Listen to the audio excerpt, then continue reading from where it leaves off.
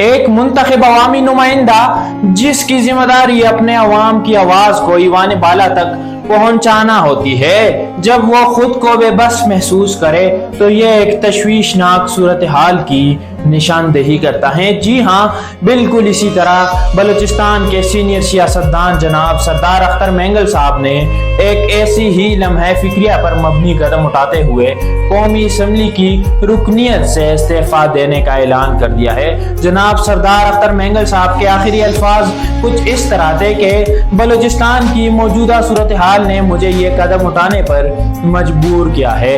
मैं अपने लोगों के लिए कुछ नहीं कर सका, कौमी असम्बली की नशिस्त से इस्तीफा देने का ऐलान करता हूँ। हमारे साथ कोई नहीं है, ना कोई हमारी बात सुनता है।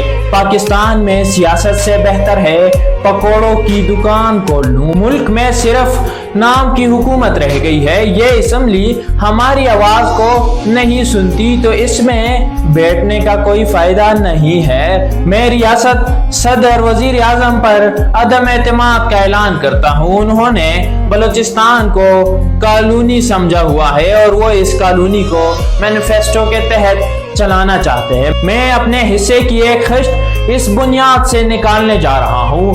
अब मैं मजीद इस्तेमाल नहीं हो सकता। नाजरीन, सरदार अख्तर मेंगल साहब की ये अल्फाज एक गहरी मायूसी और गम और गुस्से की अक्कासी करते हैं। एक अवामी नुमाइंदा जब खुद को इस हद तक बेबस महसूस करे कि वो कौमी सियासत को छोड़ने और पकोड़ों की दुकान खोलने की बात करे तो ये हम सब के लिए लम्हा फिक्रिया है। क्या ये सिर्फ बलूचिस्तान का मसला है या पूरे मुल्क में अवाम के मसाइल को नजरअंदाज करने का रुझान बढ़ता जा रहा है? जब एक ऐसा सीनियर सियासतदान जिसने दिहाइयों तक अवाम के हुकूक की जंग लड़ी हो ये कहने पर मजबूर हो जाए कि हुकूमत सिर्फ नाम की रह गई है, तो हमें ये सोचना चाहिए कि हमारे निज़ाम में कहाँ कमी रह गई है।